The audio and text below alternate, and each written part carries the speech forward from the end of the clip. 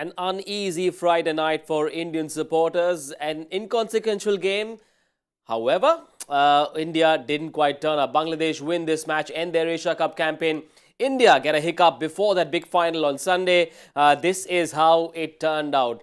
Shakib with the runs in the first innings salvaged that rocky boat, took them to 265. India were in the game until Shubman Gill was there. Akshar Patel was their last over, but after he went, there wasn't much. And India falling short by 6 runs, ending their Super Force campaign. Dinesh Karthik and Bhattacharjya in the house.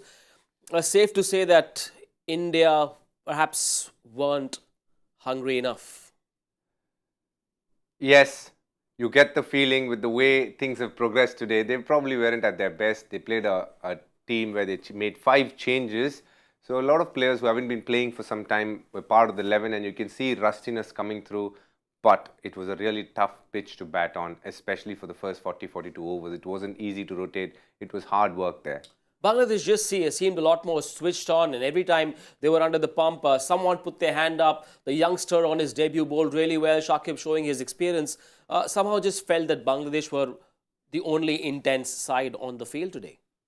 They had more to gain from it, but having said that, they also made 5 changes and came in and gave us a result. I mean, and some of the new guys that they bought in really, I mean, I thought the way Tanzim bowled was absolutely spectacular. I mean, that's a really, for somebody to come in and play a first match like that was really, really brilliant. So they've got a lot of positives which they take into the World Cup, and I think they'll really enjoy this, especially also their captain being in form, both with the bat and with the ball is a huge, huge factor for them. We will talk about things from an India perspective in just a bit, but credit where it's due. Bangladesh, not a very big total, 265 always on. From an Indian point of view, a solid batting lineup that bats really deep. Lord Thakur at number 8. India would have fancied themselves, but Bangladesh just kept themselves in the hunt, and Shakib controlled the proceedings like a general in top form. We spoke about how Shakib Al Hasan's performance and Bangladesh's performance is directly proportional. When he has a good day, more often than not, Bangladesh do find a way to have a good day. And he had a good day with the bat, he had a terrific day with the ball, but most importantly, led the side beautifully through the 50 overs, rotating his resources and marshalling them really well. A man who knows what it takes to win a match, and you can see the influence he has on Bangladesh cricket, and hence he is the most sought after cricket in franchisee leagues as well, one of the most.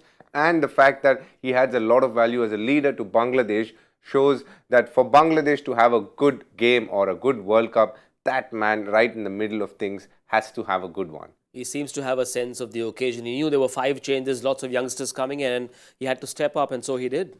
Stepped up. And in fact, I was just looking at the, the batting cards and saying that the single biggest difference between the two sides, if you take a good look, is partnerships. That 101-run partnership was there in the middle. India's highest partnership was a 57-run partnership. Yeah.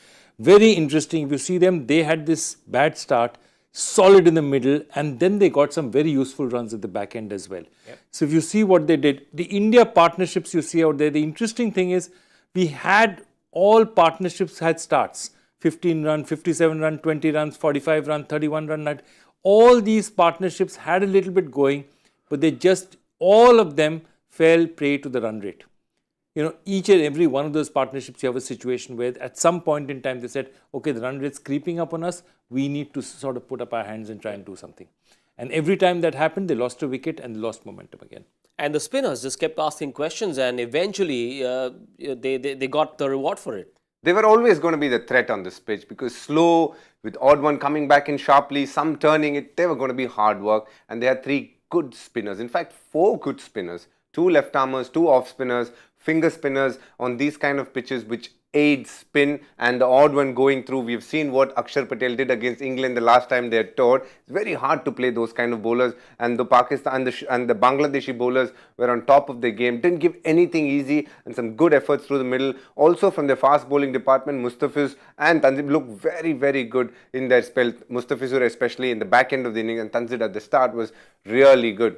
And what is very heartening is a young boy from Bangladesh, done well in the World Cup, played in the 2022 Under-19 World Cup and is taking home that form. He doesn't have too much experience in list A or in domestic cricket, but given an opportunity, picks up a wicket in the first over of Rohit Sharma and then an absolute beauty to get Tilak Verma. So some real good signs here for Bangladesh from their fast bowling perspective as well. Yes, the spinners ruled the roost for a majority of the game, but the fast bowlers looked really good, bowling 32 overs among them and controlling India to a large extent and not giving away those easy boundaries. And Joy, to be able to do so without the presence of Taskin Ahmed and Shoriful Islam, it's got to feel really sweet for Bangladesh. No, absolutely. And look, again, where does experience come into play? So throughout this tournament, you've seen Mustafizur. He's just looked off his game. He was dropped for a match. He comes back. But when you're bowling that 49th over, somebody has experienced him just bowling the slow balls, putting it in the pitch and saying, okay, try and hit me out of the ground. It's very difficult. That's when experience plays. And that's why Mustafizur is a very vital part of their plans. Even when he's not in full form, he can come back, and those back overs of Mustafizur were absolutely vital for Bangladesh. Yes, he got the wickets of Ravindra Jadeja, Akshar Patel and Shardul Thakur. Clearly took the match away from the perspective of the lower order, perhaps potentially taking the match away from them.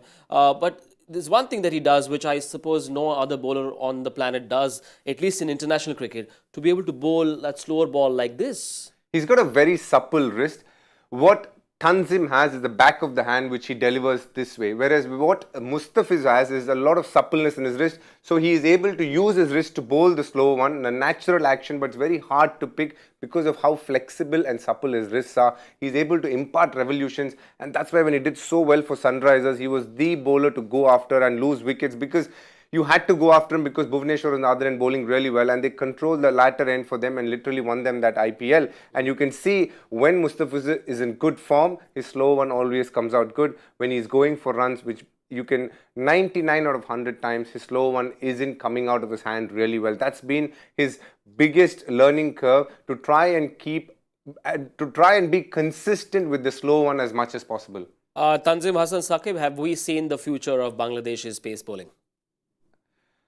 Yes, it looks like these bowlers are there for the future. Both the Mehdis and Tanzim will definitely play a strong role in the near future, and add Hassan Mahmood as well. He looked a solid bowler. He played the last game. You can see he's got the skill set as well. So two good bowlers. Young, one bowls really well with the new ball, the other one is very good with the old ball. So they have both areas covered for the near future, but for the immediate future has to be the World Cup, and for that they have a good pace bowling attack and a good spin attack. For them it is all about trying and scoring runs with the bat. Joy, 34 of these overs were bowled by spin. Is that the brand of cricket Bangladesh are coming to the World Cup with? They always come into the World Cup with this. It's just that their quality of pacers, I think, has gone up, because you are just thinking of the names and saying we've not even discussed Shoriful, who's also left arm, brings it back. So you have 3-4 genuine candidates for the three, maybe two full-time bowlers that they'll play all the time. But that's what I'm saying. But Bangladesh has always had good spinners. And Naseem Ahmed came to the party not just with the ball, he came to the party with the bat as well. He gave them 44 very vital runs in the end. And that's the one thing India will be looking at and saying, okay, batting was difficult. It was difficult. It wasn't easy. Once you put 265, Bangladesh puts pressure on you, it's not easy. But how did we allow them to get to 265 is something they'll be looking at and saying, perhaps we could have controlled their batting a bit better. Yes, I suppose, DK, reckless is a very harsh word to use, but were India complacent in that first innings? Did they expect Bangladesh to fall after they were 5 down in quick time? Inexperience showing. Prasidh Krishna not standing up to the party at the back end of the game. Shardul Thakur not bowling really well at the death. Those were the areas.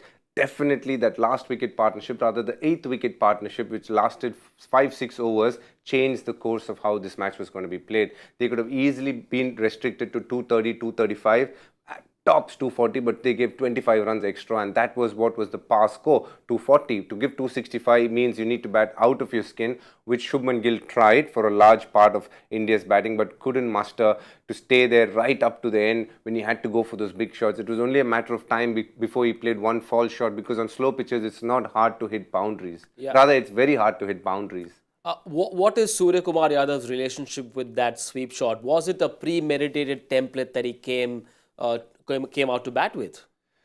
With Surya Kumar's batting, sweep is a very integral part of his batting. Now, as he stood there, the deep square leg is very much to his left here. So then he has to hit it in front of square. To hit it in front of square is a very, very risky shot on a turning pitch, but he had to take that risk to hit the boundaries because most other areas of his batting were blocked. The cut shot, he couldn't get momentum from the pitch. The over extra cover was always going to be tough because the odd one was coming straight. He didn't know which one was turning.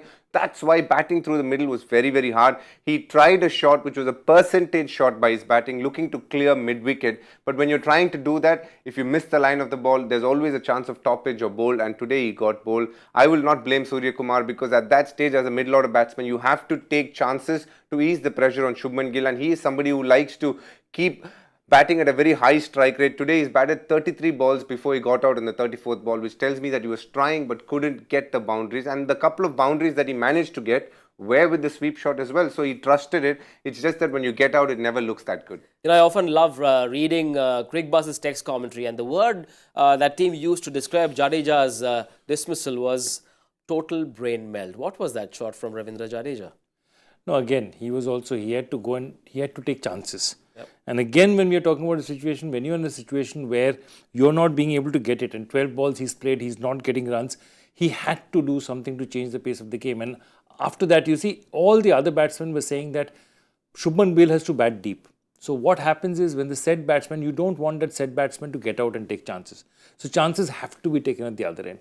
And he just took the chance. I mean, look, that's the point. The point is, all these are shots that, as DK is saying, all these are shots that are normally on. They're all percentage shots. That means 80% of the time they work. But that means 20% of the time you get it wrong as well. And that's exactly what happened. And I think the cards fell their way. I think looking at India's batting, it's easy to say. And the problem we've had is that, everyone seems to have got a start but not gone through. But if you see, if India looks at it, they'd say it's their bowling at the end which let them down. From 161 for 6, a team like Bangladesh should not reach 265. That's where we lost the match. We can analyze the batting to the death. That's why we lost the match. I can also tell you, looking at the World Cup and that all the 10 teams playing, if any of the other 9 teams had batted today on this pitch against Bangladesh's 4 spinners, they would have found it as hard or literally lost the match with more runs to spare. And I can confidently say it because it wasn't an easy pitch to bat. There are some slow pitches which constantly just turn. Those pitches you need to find to get runs. But this one, the odd one going straight, makes it very tricky for a batter. And hence, you can pardon the middle order a little bit for not batting at a great strike rate throughout the innings. But having said that, for India, any other team looking into Indian team will be saying, this is a great way to beat India.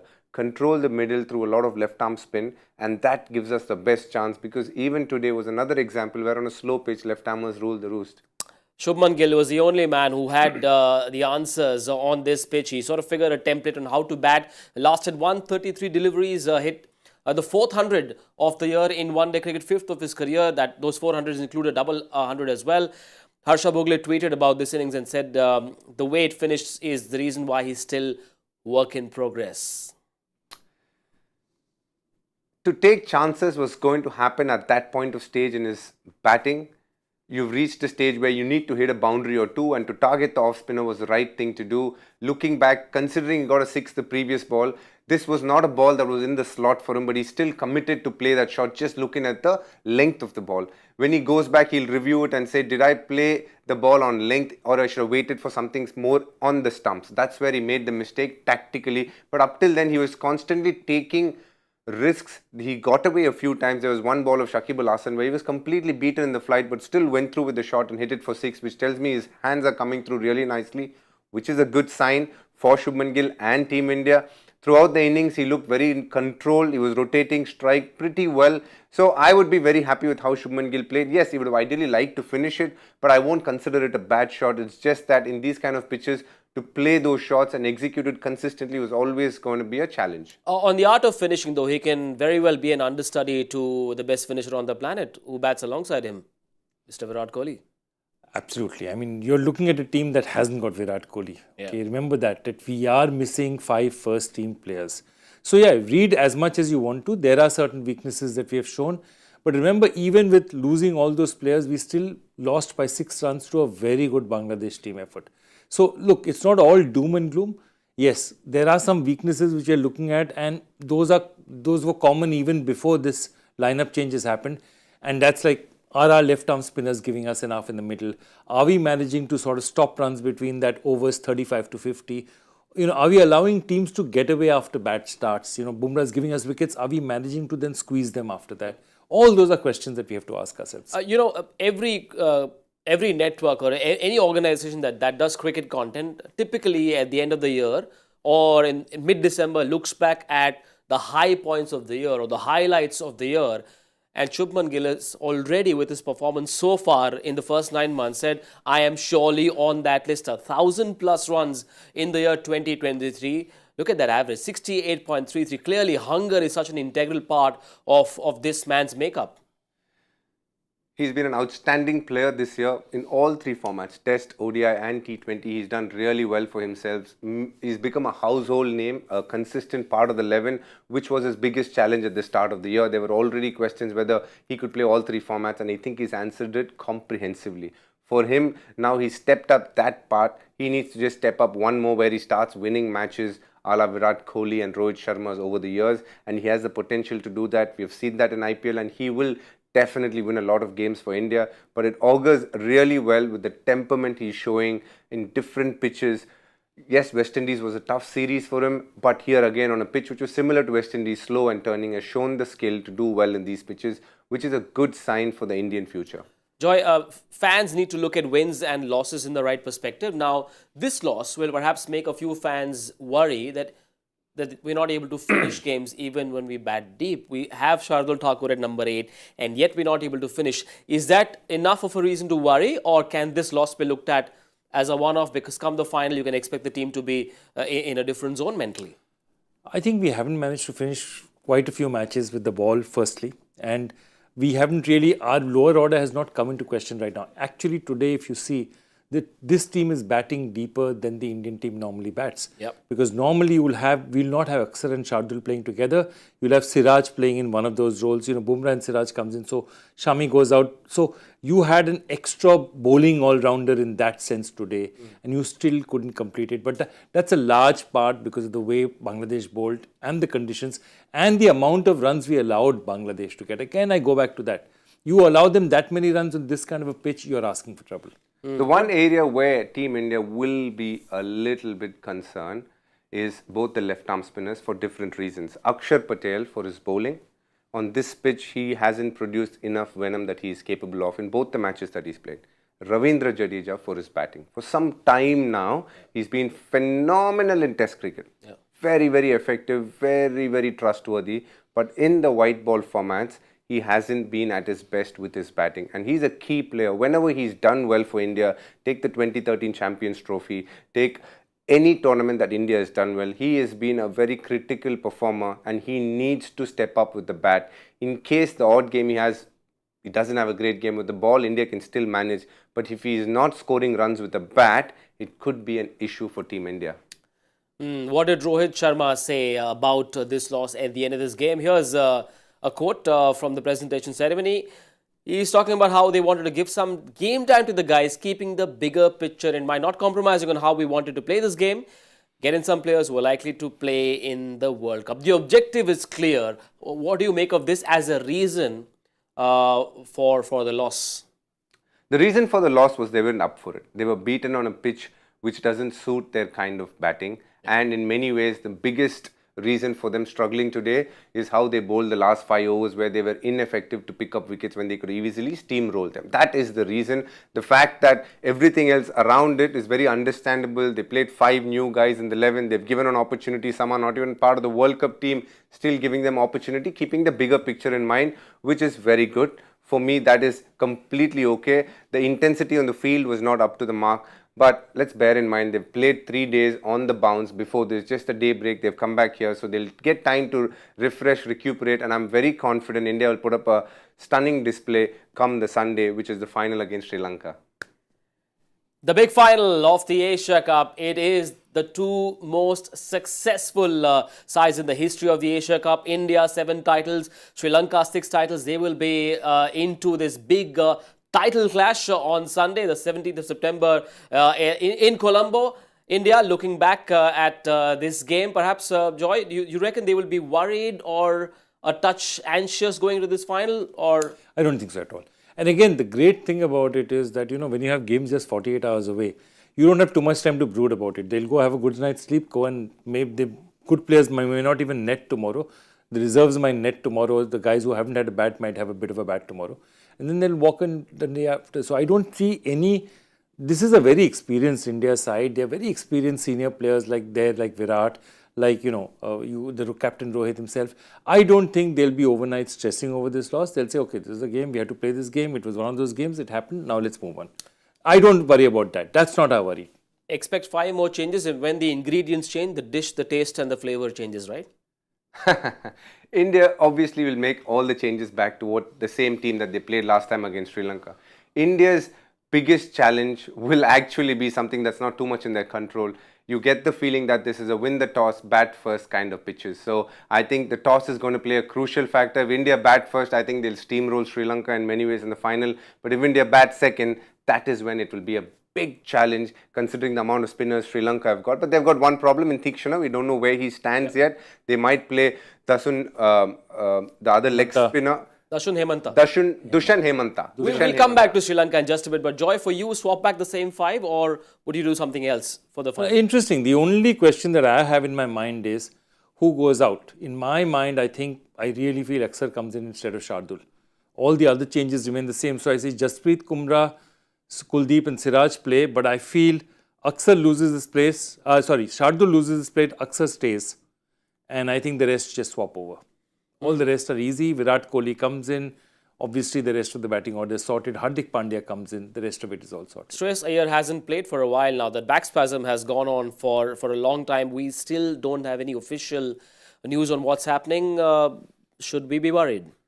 Not at all. I think it's more a case of precaution. Yep. They're just trying to make sure nothing worse happens. They have another 6 games to go, so they're going to use him at some point of time. It's just that taking care of Shreyas so that leading into the World Cup, he doesn't feel any stress on his back. That's going to be the key factor. And I completely agree with Joyda. I think they need to choose Akshar ahead of Shardul given the type of pitches that they're playing, though it will be an issue whether Akshar will be fit considering his hamstring is not at its best right now. That will be the only challenge. Sri Lanka, the only team that's been tested the most, barring their opening game. All their wins have been in close matches. They're coming off a huge high in that game against Pakistan to be able to win the way they did. Clearly high on confidence. Do they start favourites? Slight favourites? No, I don't think they start. I mean, that's too much to say. I don't think they start favourites. What they will tell themselves is that whenever top players have gone out, we've always still found a way to win. Yep. We lost the likes of Hasaranga, Somni Chamira, so many of our top bowlers, and we still managed to reach this final. We still managed to win big games and get across the line. And they'll say, that's what we are good at. No matter what, we are still the underdog side. We've still managed to beat better teams than us because we've stayed in the game. I think that is the confidence they'll take, not as favourites. They'll make no mistake about it, India is the favourites. And the middle order working for Sri Lanka is a huge plus as well. They will draw a lot of confidence from the fact that the likes of Charita Asalanka, Samara Vikrame, Kusal Mendis are among pretty good runs. Their batting has been their success story. I think they were looking for some scores from the middle order batters. It's great to see the likes of Asalanka and Kusal Perera stand up. Kusal Mendis especially do so well, and that augurs really well. The only person that we need to talk about and we have spoken about is Dasun Shanaka. If he gets going, I think Sri Lanka's batting is sorted. Their bowling is pretty settled as well. It's only the combination that they need to figure out. The only big question when it comes to Sri Lanka tomorrow is Theekshana. Is he okay or not? I would be very doubtful considering how he limped off last match. I would be very, very surprised if he plays. And I think they'll play Dushan Hemanta, the leg spinner who bowls slightly quickish. And he will be somebody that is different in terms of how he bowls, but again, a very good opportunity for him on a personal note. But for India as well to play another wrist spinner under lights will be a challenge. Why don't we take a look at the Sri Lanka squad for Joy to tell us what other changes he'd be looking at? Because the interesting thing for me is that all I'm thinking about is, yes, that's a situation, definitely, it looks like a straight swap. But remember, when they play, okay, Theekshana takes the ball up front, okay? So what happens? Who now takes the ball? I don't know whether Hemanta is used to bowling with the new ball. Theekshana does 2 things for them. He bowls in the beginning, he bowls at the death. So I'm just thinking Hemanta coming in is a good idea, but who is going to bowl in the start with the others? So do you play both Kasun Rajita and Madhushanka? Velelage got the big 4 in that last game, so who knows? They might sort of wanting. So basically Madhushan played the last game. Yep. They dropped Kasun Rajita. My sense is that if they feel there's a situation where Thikshana is not fit, the other option they might look at is playing both Madhushan and Kasun Rajita, because they'll need someone to bowl in the beginning and bowl at the death. And who's going to do that for them? Or in fact, they might go. I completely, have to allude to what Joyda said, and it has to be either Kasun Rajita, or if they feel India have a weakness to left-armers, then Binura Fernando comes into the picture. Fernando could also come in. Players to watch out for, one each, both teams. For me, it will again be Virat Kohli from India, and from Sri Lanka, I would look at Patirana. Joy, Asalanka plus who from India? I'm not going to go with Asalanka. I think Walalage is a player that I really want to see, because on turning conditions, this pitch seems to be helped, especially if they're bowling second. He's going to be a handful, I think. And from India's point of view, look, I'll go with Rohit. Done. Sri Lanka have a pretty good record against India, and I've been told they've won 3 out of 4 finals played at home, with their only loss coming in the final against India. The hero of that final will be in the studio on Sunday afternoon, so we'll keep that story for that day. A quick confirmation of where the Super Fours stage ended. This was clearly the last Super Fours game. India and Sri Lanka with the queue next to them. Bangladesh, with a win, will go back home with the consolation of having beaten a top side like India.